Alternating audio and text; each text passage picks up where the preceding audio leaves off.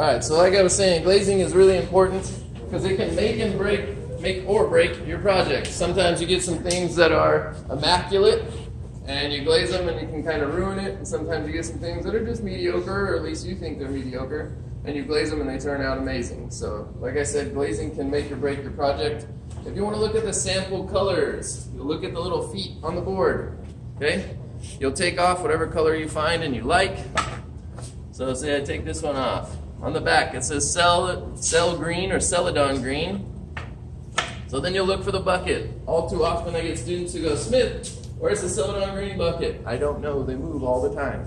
Just like I just moved this one out. This one's called Watts White. The second most important thing, I told you the first, or the most important thing is to make sure you wipe your bottom. That ensures that you'll get a piece back, because if you don't wipe your bottom, it melts and it sticks to the shelf, and I bash it off with a hammer, I read the name on the bottom, and then you get to scrape your shelf, which usually takes at least a period, okay? So make sure that you wipe the bottom off of all your pieces. Second most important part is mixing the glaze. There are some heavy elements in some of these. Most of the elements from here, they come from star explosions. Same thing that they use in fireworks. So when coppers go up in the air and they get heated enough and they explode, they usually turn blue, sometimes reds, depending on what they're trying to get and how much heat is on them.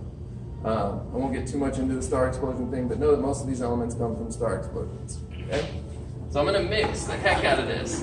Some of you will go, I did mine in red and she dipped hers in red. How come hers came out better? It's because they mixed it better. So I'm going to mix the heck out of this. The first thing I do is I use this PVC pipe. You'll see me use the drill sometimes. Please don't use it. I use it in the beginning of the week.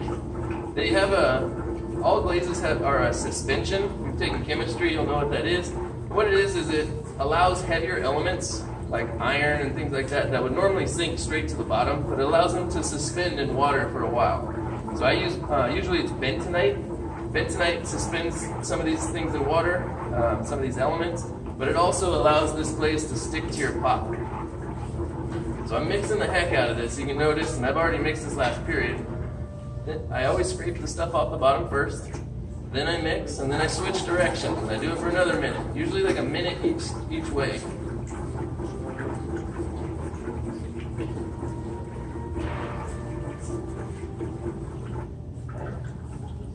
And I just kind of slow down the current a little bit.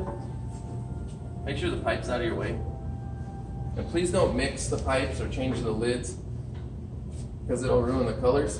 And once it's ruined as far as a full batch, that's the way it is. And sometimes it just turns to an ugly brown color. So now I'm going to use the tongs. I've dunked in white earlier, but just to show you, rinse them off. And I like the tongs wet because you'll see a spot when I use the tongs. If I do them wet, the glaze will surround that whole thing. But if I do them dry, if I have dry tongs, there's two spots that'll be empty of glaze. And I don't like the way it looks. Some people don't care, but now when I dunk, you'll notice also I put the handle on the side because I want it to pour off the handle after I dunk it. I don't want it to hold in there and then it ends up running down the sides and it may end up stuck to the shelf. So when I dunk, I'm going to hold it under for 3 seconds. No less, no more. And you got to count real seconds, not 1, 2, 3, or 1, 2, okay? I do 1001, 1002, 1003. So I'm going to dunk. If I dunk this way, it's going to splash. And some of these have iron and other things that'll stain. So if I dunked it in jet black and it got on my shoes, it actually did. You can see a stain on my shoes that's been there for 2 years because I got black glaze on my shoes.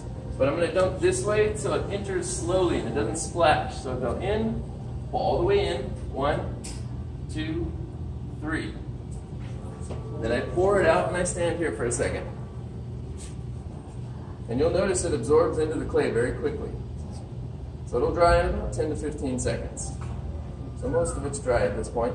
Then I'm going to do one more little right in there to get rid of that drop on the lip so it's not too thick in that spot.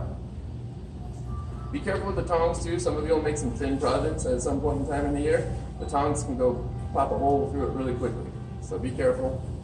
If it's ever too heavy for you, just let me know. We'll find a solution to it. The other thing is don't double dip. Okay? If you miss a spot, dip your finger in there and just cover that spot, but don't double dip in the same color. The reason why is the first dunk or dip absorbs into your clay. Then after it's covered, the next one's going to absorb into that first layer of glaze, and when we fire it at 2400 degrees or higher, it'll run down the sides and it'll stick to the shelf. Okay? So now I'm going to show you wiping the bottom off. So I've got a wet sponge. I wet it at the sink. It's wet enough. And I'm going to wipe off anything that it's going to sit on. So I'm going to kind of take a look. This one I know immediately it's going to sit on this foot. So I'm going to take the wet sponge, and you can do this at the sink or over here, and you just spin it on the foot.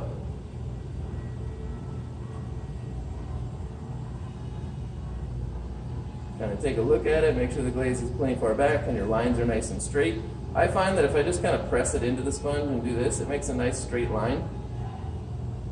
And then I clean off the rest of the glaze. So you'll see the bottom is nice and clean. Okay? Then I'm ready to put it on the cart. I got a nice little life reminder for you here. Wipe your bottoms. Life lessons in ceramics. Okay? So put it up here on the cart when you're done and cram it in as tight as you can. Just don't push it against somebody else's. Like if this is Watts white and I push it against that black, it is going to get a little speck of black on there. So be careful when you put it on there. Does that make sense? All right.